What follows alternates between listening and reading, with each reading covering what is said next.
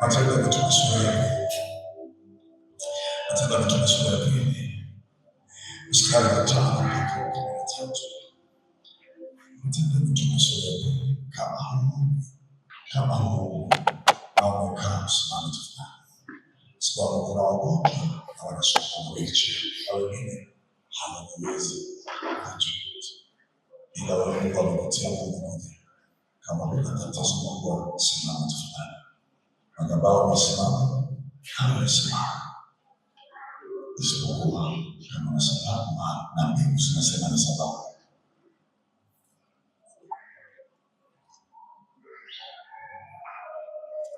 Matendo ya Mitume sura ya pili mstari wa 5 mpaka 13. Kwa somo letu tulipewa leo siku ya kukumbuka kushuka kwa Roho Mtakatifu, lakini ibada hii sio ya kukumbuka tu, ni ibada ya kuconnect upya, kujiungamanisha tena na nguvu za Bwana. Amen. Matendo ya Mitume 2 mstari wa 5 hadi 13. Au kuja na Biblia, ushauri siku nyingine ukija kanisani kwa Biblia. Isikupe Mungu ametupa. Amen. Na walikuwako Yerusalemu Wayahudi wakikaa watu wataua watu wa kila taifa chini ya mbingu. Na sauti hii iliposikiwa, mkutano walikutanika, wakashikwa na fadhaa, kwa kuwa kila mmoja aliwasikia wakisema kwa lugha yake mwenyewe. Wakashangaa wote, wakastaajabu, wakiambiana, tazama, hawa wote si wa Galilaya? Imekuwaje basi sisi kusikia kila mtu lugha yetu tuliyozaliwa nayo? Wapathi na Wamedi na Waelami nao wakaao Mesopotamia, Uyahudi na Kapadokia, Ponto na Asia, Frigia, Pamfilia, Misri na pande za Libya karibu na Krene, wageni watokao Rumi, Wayahudi na waongofu wa Krete na Waarabu, tunawasikia hawa wakisema kwa lugha zetu matendo makuu ya Mungu. Wakashangaa wote, wakaingiwa na shaka, wakaambiana, maana yake nini mambo haya? Wengine walidhihaki wakisema, wamelewa kwa mvinyo mpya. Naomba ukae.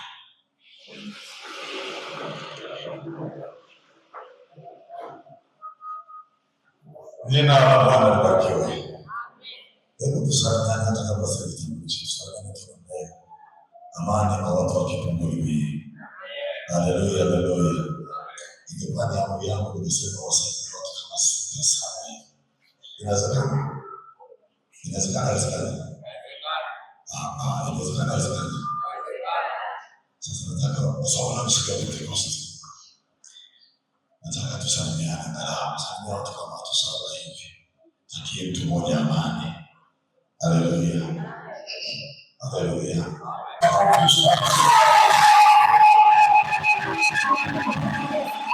Kanisa sio mahali pa Mungu, bali kanisa ni kliniki ya kiroho.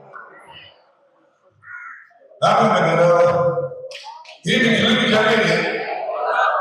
Huku ndani my friend, ukifika jiandae kulazwa, kufanyiwa operation, kufungiwa propi na mengine yote, ili mradi baada ya mchache unaweza kwenda kwa furaha. Kwa sababu Mungu ndani yako moyo. Sasa sio kwambie moyo. Moyo na matunda. Ndio moyo unauma. Kiona mtu hata sana kujua mtu kwa macho haisikie.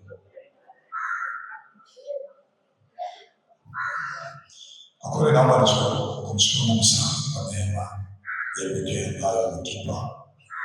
Kwa mtazamo tunaona hapa kwa miaka mingi sana.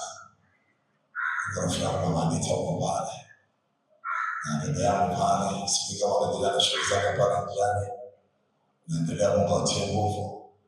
lakini mimi kwa majina naitwa Mshindani Ndela, mwalimu wa neno la Mungu au kipenda cha mhubiri, yote wazozaita tu, lakini ni mume wa mke mmoja na watoto watatu.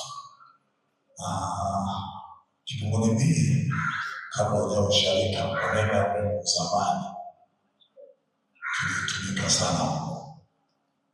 Mama anamesha sema ilikuwa ni baada fulani, sio saa hizi watu fulani watakufa.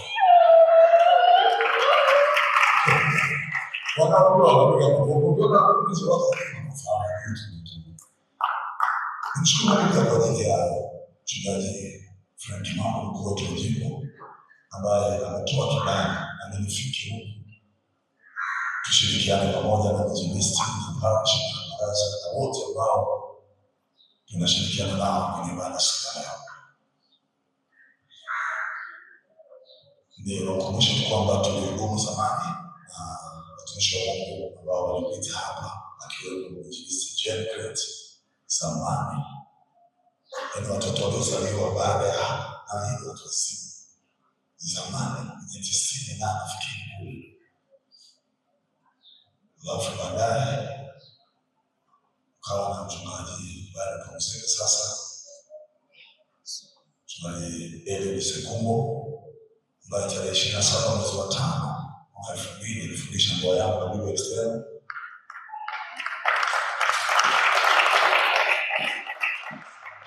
Na baba alikuwa ananipigia simu sema unaweza ukaja na baba utakuja, lakini amelala na anaweza kazi.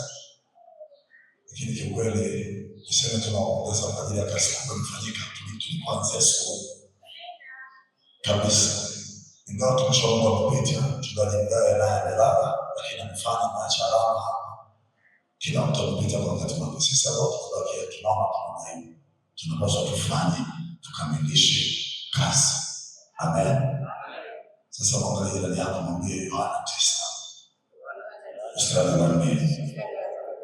Mwambie imekupasa kuifanya kazi yake aliyekuleta maadamu ni mchana, usiku unakuja hautaweza kufanya kazi. Mwambie fanya sasa. Kwa kama ni kuomba tu sasa, kama ni kutoa sadaka tu sasa, kama ni ibada tufanye Mungu sasa, kama ni kujitoa kukamilisha kazi yake. Asubuhi mwingine alizungumza kwa sababu vitambaa hivi vimefikia muda wake, vime-expire. Na tunashukuru kwenye ibada ya kwanza na watu ambao wametoa Jumapili ijayo tutakuta madhabahu imebadilika. Siku yetu Yesu makofi basi. Sasa kwa lugha hiyo, wewe mwenyewe jirani yako leo utafanya nini? Siri yako leo ni siri yako kushuka kwa Roho katika usiku wa Pentekoste. Ingawa wako wenzetu walibatiza siku hii iwe siku ya dhehebu lao, wanaita Pentekoste kama dhehebu. Hapana, Pentekoste sio dhehebu. Pentekoste ni siku ya kushuka kwa Roho nani Mtakatifu. Tunasema amina. Na nikasema tu mambo machache, niseme siku hii tungependa tujifunze wengine. Lakini niseme tu kuhusiana na siku hii, ingekuwa tunatengeneza maswali tukisema kwa nini kushuka kwa Roho Mtakatifu? Kwa nini? Kulikuwa na lazima gani ya kushuka kwa Roho Mtakatifu? Kama Yesu alishakuja akafanya kazi ya kukomboa, kwa nini? Leo tunazungumza habari ya nafsi kazi ya Baba, Mwana na Roho Mtakatifu. Mungu ni mmoja, lakini aligawa nafsi kiutendaji. Sasa saa ilipofika, Yesu alikuwa anatoa mkono kwa Baba. Akatoka kwenye Injili ya Yohana kuanzia sura ya 14, utaona mambo mengi pale, na nikibarikiwa nitakwambia baada ya chache. Yohana anaandika habari za ahadi ya Roho Mtakatifu. Fungua Yohana sura ya 14. Fungua Yohana sura ya 14. Na kijana yuko spidi anaweza kwenda pamoja na mimi. Na kijana anaweza kukwea pamoja na mimi nikipanda kipanda. Roho Mtakatifu tukawa tunaenda haraka. Kijana mmoja ambaye anaweza kwenda spidi kama tamaki, alafu anataka tuende haraka. Jina la Bwana libarikiwe. Jina la Bwana libarikiwe. Kwa nini kusudi kwa Roho Mtakatifu. Okay, ukisoma Injili ya Yohana sura ya 14 kuanzia mstari wa mwanzoni pale, nisikilize mstari wa kwanza kwenye Injili ya Yohana Mtakatifu, mstari wa kwanza unaona Yesu anaanza kujibu swali la hali aliyoiona ndani ya mioyo ya wanafunzi.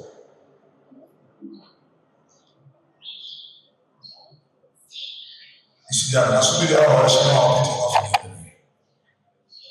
Jina la Bwana libarikiwe. Kuna namna, listen to me, na Yesu aliona hadi kwa wanafunzi, kwa sababu alishakaa akasema kitambo kidogo na niona kitambo hapa, niona tena naenda kwa baba yangu, naenda alipoongea na yeye aliona bafu ndani yao wamepata furaha, akaanza maneno msiponi. Kwa hiyo anawaambia, anaondoka na anaelewa jeuri yote ya Petro. Jina la Bwana libarikiwe.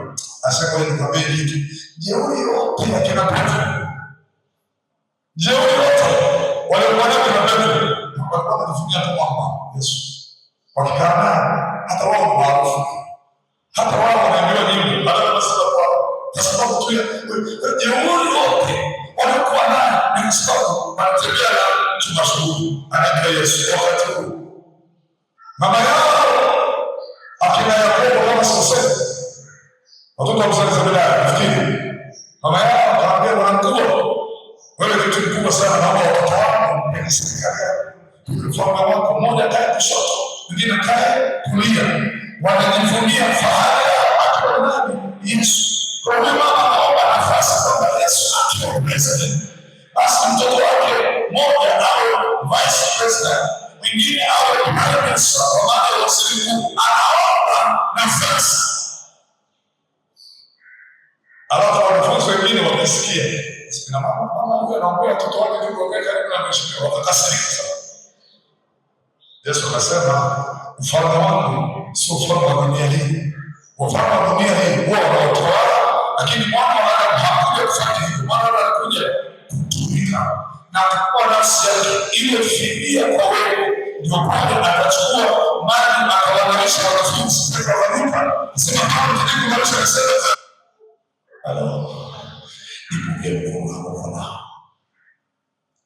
alisema naondoka nenda zangu, wakafikiri ameenda kwenye mji fulani, eneo fulani. Tomaso akamuuliza, Bwana, unaenda wapi? Kwenye ule mstari wa 6 Yesu akajibu kwamba mimi ndimi njia na kweli na uzima, tuende kwa Baba ikawatia moyo kidogo. Lakini nenda sasa mstari 16 mpaka 18, nafikiri hapa nenda mstari Yohana 18 mstari 17 na 18. Wakati anaona nyuso zilibadilika, kwa sababu anaona na wao hawaelewi nini kinatokea, na hataondoka. Mtu mmoja akajipendekeza na kumwambia, mimi niko tayari kufa kwa ajili yako. Sema wewe au ndio msiku unaokuja hapo mbele au kujilia. Nitasoma neno watakatifu yanasema, nami nitamwomba Baba, naye atawapa msaidizi mwingine, ili akae nanyi hata milele. Ndiye Roho wa kweli, ambaye ulimwengu hauwezi kupokea, kwa hamuoni wala haumtambui, bali ni ninyi mtamtambua, maana anakaa kwenu, atakuwa ndani yenu. Sitawaacha ninyi yatima. Sikiliza, mwambie jirani yako, bila Roho Mtakatifu ni yatima.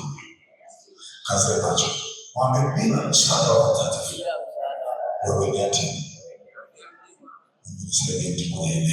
Angalia tunasoma, mwambie bila msaada wa Roho Mtakatifu utaishi kwenye dunia hii kama yatima.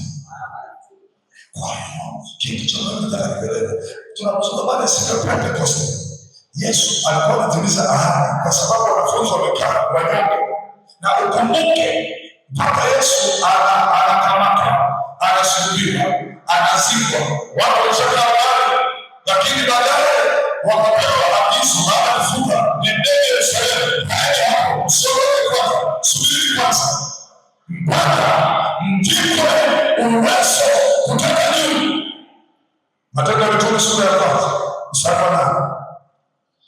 Matendo ya Mitume sura ya kwanza. Sina muda kutosha kufundisha, lakini nakupa dondoo ili uelewe kwa nini Roho Mtakatifu. Kwa nini Roho Mtakatifu? Nisikilize vizuri. Kwa nini Roho Mtakatifu? Kwa nini ashuke? Kwa nini? Nini kilikuwa sababu?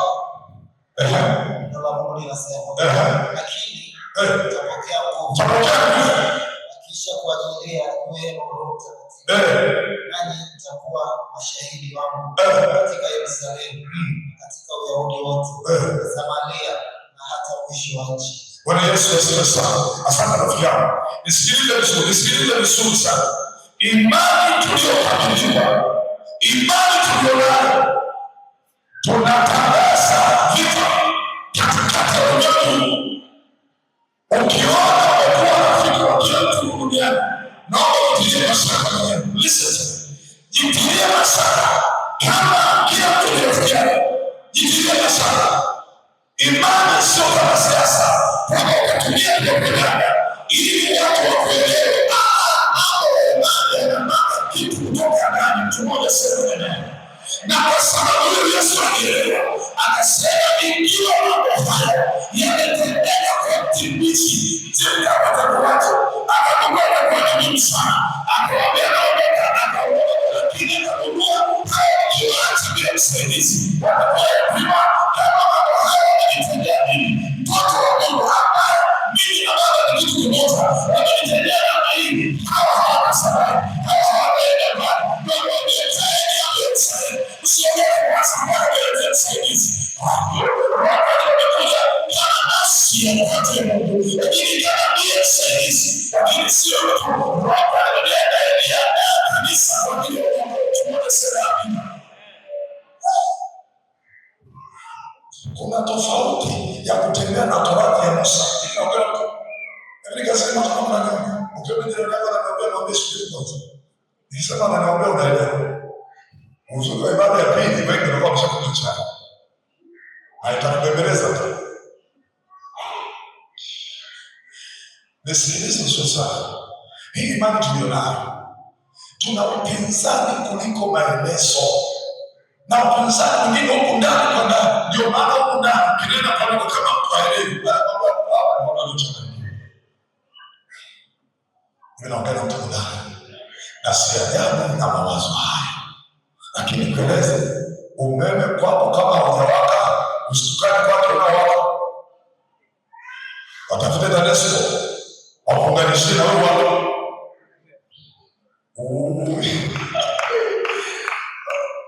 Utasema unayosema, lakini ili umeme wake nyumbani kwako, jiunganishe ili umeme kwako. Umeme uko kwenye mfumo, unakuja kimfumo. Mafuta kuja sasa kwa kwako na sasa wewe na mfumo ile sasa unakuja kwa maana wao tuna nguzo ziko kwa kiasi gani lakini kuna watu wao ndani sana nipate matatizo. Sikiliza, tunataka tumeshinda au tunaacha, tunahela au tunahela, tuna bibi au tunataka tunaanza kwa sababu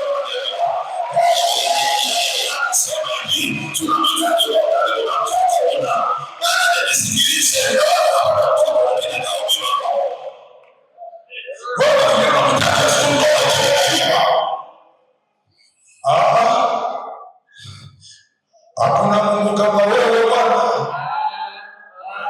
Sikiliza wewe, hauhitaji Yesu kwa sababu ndoa inayumba. Tunamtaka kwenye chombo ili tuwe na uhakika kwamba tunavuka nini salama, kwa sababu akiwa kwenye chombo anaamka atanyamazisha nini upepo, lakini kama hayuko kwenye chombo wala uhakika unazama.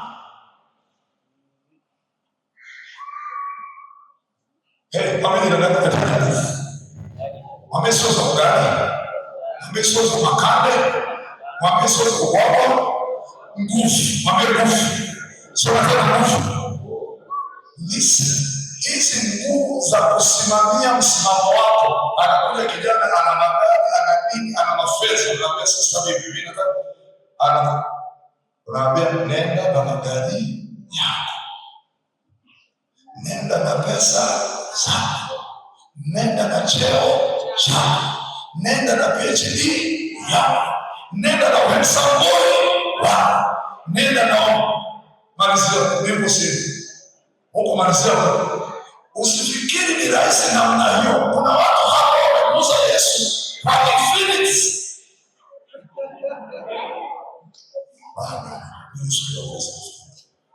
Kuna watu tumemuuza Yesu kwa bei ya infinity.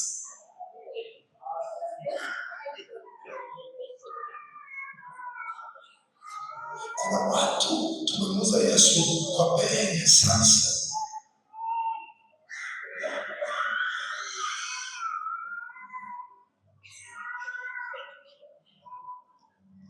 Lakini kuna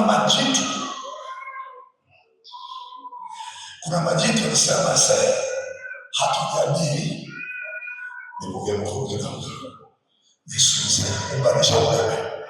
Kuna majitu alisema hivi, sikiliza, kama sauti tutakupa, heshima tutakupa na uishi milele, lakini kwa wale watoto usiingilie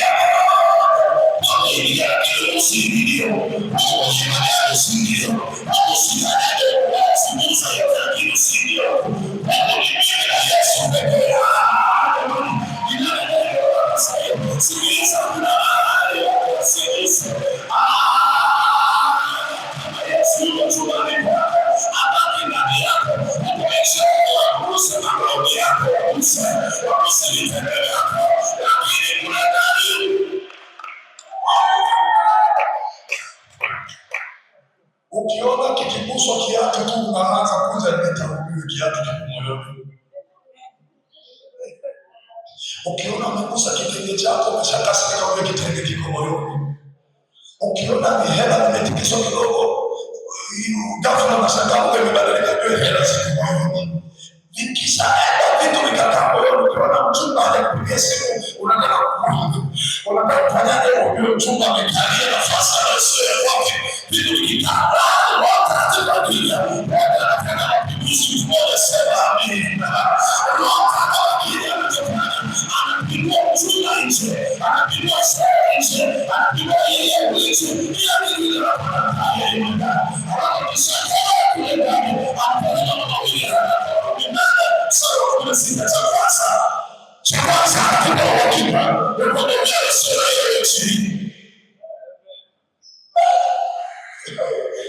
Mungu anasaidia. Hakuna raha kama hiyo. Ukitembea na watu wananeema bwana, wanaona hiyo HB. Wale kumjizingua, wazema na baba.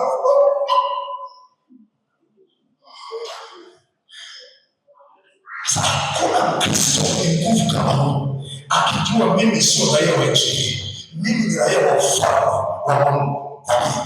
Warumi 8:16 inasema Roho mwenyewe hushuhudia pamoja na roho zetu ya kuwa sisi ni watoto wa Mungu, na kama ni watoto ni warithi pamoja na, yaani kuna raha kama ile jamaa. Usijifananishe na watu fulani, sababu na watu wamelewa sifa za kidini, anaambia unafanana na fulani, unafanana na fulani, unafanana na wababa, unafanana na mizimu, achana wewe na kufanana na wababa. Na kama katika sura ya Yesu kama ilivyo ndani ya Paulo, hakuna hiyo ikawa ndani sifanana na watu siri na kama sikiliza, pokea chapa za Yesu na kati ya Mungu wako na sura ya Yesu anakutia mwili, anaweka chapa kwa ndani kwa mapigo ya Mungu sio ya kwenu. Sikiliza, wale maneno ya Yesu sikiliza ya Yesu. Kuna mmoja hazeeki anakaa ndani yako. Ninaongea na mtu mmoja ndani. Kwa kitu cha kwanza, Roho Mtakatifu anakupa hakika wewe ni Mariamu. Cha pili, yeye ndiye anayeongoza watu wako. Ukishuka mstari wa 14 pale anasema wote wanaoongozwa na Roho ndio wana. Yaani wa 18 nzuri wewe, wa 18 kaisoma leo hapo. Alafu ukienda mbele sasa, kule Roho Mtakatifu anafanya anakuombea kwa kuwa kusiwa zote. Yote ni wa 18 kwamba wala sema bale kama 18 mstari wa kwanza mpaka wa mwisho, alafu uone kama hiyo kwenda alafu jipinde nayo yako au hayapo. Tumoja sana. Lakini kwa kuwa ndio msingi Isaya 55 mstari wa kwanza au pili. Hapa nanaendelea nasemaje?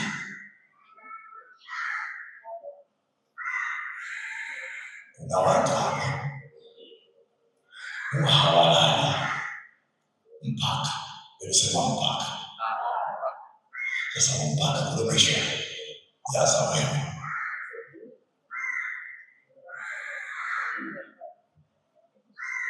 Kuna mtu halali mpaka amekuja, anasema sipokuja usingizi hauji.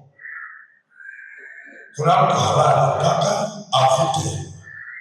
Na kama kuna ugonjwa mbaya sana ambao uko hapa ndani, unanisikiliza, ugonjwa mbaya sana pamoja na kuvuta sigara.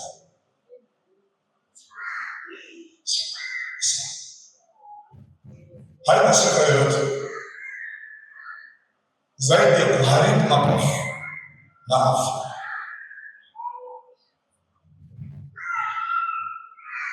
Sasa nasema hawezi kulala mpaka amekuja. Na nyakati hizo ilikuwa kabla Mungu hajawa mimi na nani, ilikuwa mtu anakaa hapa Kipunguni, kama ana kiweke akatembea hapa mpaka airport kwa Mungu, anatafuta ile kitu, ndio mje watu walikuwa wakipamoja. Unauliza nini? Sasa lakini sikiliza kile mwandishi sana asema haya, kila aonaye kiu njoo nini. Umeona hiyo? Umeona hiyo? Umeiona hiyo? Nataka kuangalia kila aonaye kiu njoo majini. Na hiyo kiu anayosulusa anafika pale kwa anakuja ile siku na mjibu. Unaona ile siku ile sasa. Kila kiu njoo kwa sababu kwa sababu ile roho tunaishi kama katika roho sasa. Tunaona kila kitu lakini roho msina kwa ndani yako akaweka nafasi ndani yako akapigana ndani yako kimesema tunamhitaji roho mtakatifu. Unaweza kuongea maneno yako ya kanisa lakini roho mtakatifu kwa maneno ya kusema nisikilize au kunyamazisha iwe kazi yako. Unasema kwa sababu anataka usana ndani yako usikilize tu Mungu hii sio ile nyingine. Simama kwa Mungu wako.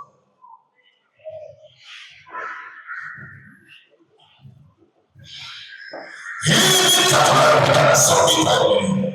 Hii ni roho. Na kama ni roho, ni lazima tuwe sasa kwetu. Kuna watu ambao watu wengi wamekuwa ndio sana nimesema. Sikiliza, usema nini? Nini kusema? Nini kusema? Kibaya zaidi shetani alikuwa hana adabu. Yaani mtu anasema bwana anasusa mtu. Bwana mmoja sitaki niseme sana. Yana mtu mkubwa alikuwa mtu mkubwa. Akaenda katika zunguka akakuta shamba zuri sana karibu yake. Akauliza ile shamba ni la nani? Nasema ile shamba ni la mtu mmoja anaitwa Naboth. Sasa bwana mmoja yuko hapo sasa tafutie. Mfalme anaitwa hapa.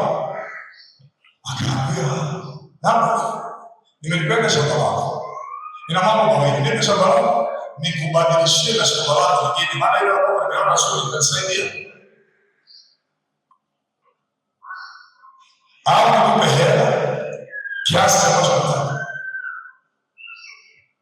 Naboth akasema shamba lako ishara kwa kweli siwezi kupa. Jamani, alikasirika karudi nyumbani akasusa kule kalima shamba. Mke karudi. Baba, nimetenga kila kitu mezani. Sijaona chochote, naona uongo mimi kawaida kwa shida gani? Sawa, mimi nilikuwa na raha kama mtu kulima shamba shamba. Ipo mkaone bwana, hilo shamba mimi nakupa kesho. Yaani kesho shamba nakupa kesho. Anaomba mliongo Nimeongea kwa mara wake nini majasiri kweli ni jeshi ila angalia jeshi gani tunatumia. Ni kweli ni jeshi. Ila angalia jeshi gani? Kwa sababu kule Kongo kuna M23 wenyewe halikai mtaani na kawa porini. Sasa wewe mama kaambia baba, acha kususa kula. Amka milo shamba nataka kesho. Wala sio tena. Amka baba kama weka. Kesho baba. Sasa wazee kaambia nataka mwandike baba ya Mungu mashaka ya Mungu ile hapa kwa baba mchana kwa falme. Na nini atoke mbele ya watu ili wapige afili.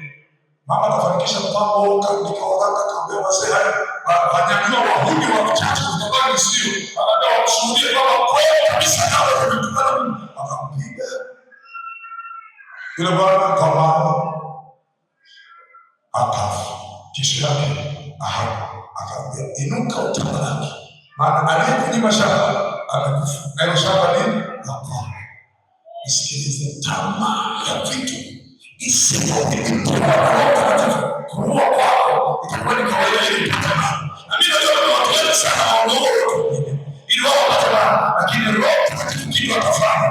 Atakupa kitu kile Timotheo wa kwanza sura ya 7 sana. Anasema walakini mtawa pamoja na kuridhika ni faida kubwa sana. Sio watu kuja na kitu wanapokuwa na nini na kitu. Kuna sababu ya kuwa mtu ili nyumba. Kuna sababu ya kuwa mtu ili kabisa sawa. Kuna sababu ya utaratibu wa kabisa wenyewe. Kabisa tasiri, kabisa kuwasilisha wenyewe. Kuwasilisha wenyewe. Kuwasilisha wanafunzi. Kuna sababu ya kufanya haya. Ili kupatia sifa ya kuwa. Sikiliza bila tunatumia usafi kabisa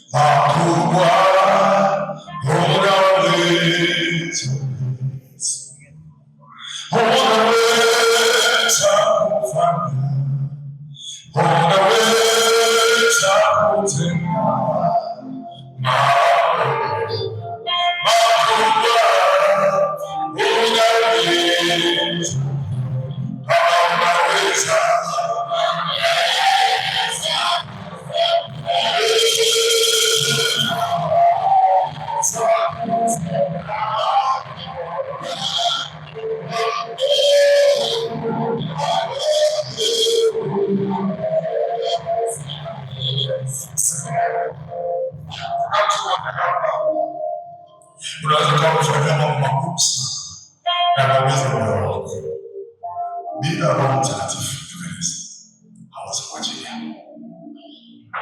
Yuko mambo moja anaitwa Stefano. Matendo ya Mitume sura 7:60. Walipopiga mawe akiwa na kufuata sababu. Usiniseme kuna maumivu tunapitia. Nani wa kuyaondoa? Ni Roho Mtakatifu peke yake. Yanaweza kuponya jeraha. Akiachilia mafuta kwenye jeraha wewe unaweza kucheka katikati ya usiku.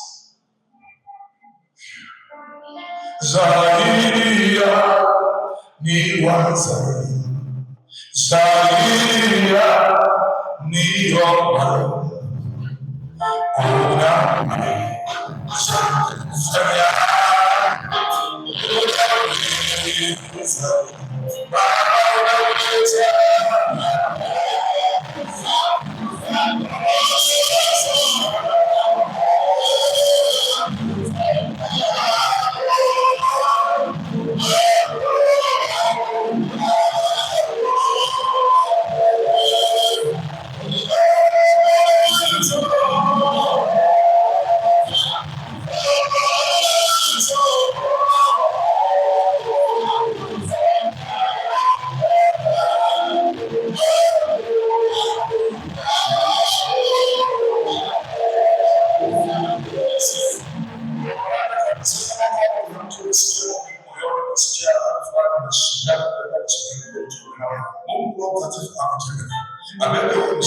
Hautafika mbali ukiwa unataka na maumivu ya namna hii.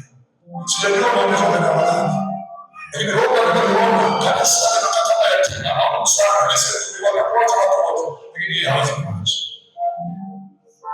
Kwa kama unataka maombi ndani yako nisikie Yesu. Nisikie uzito ndani. Sio kama maombi tu, wala sio kitu kama sikio unasikia. Zaidi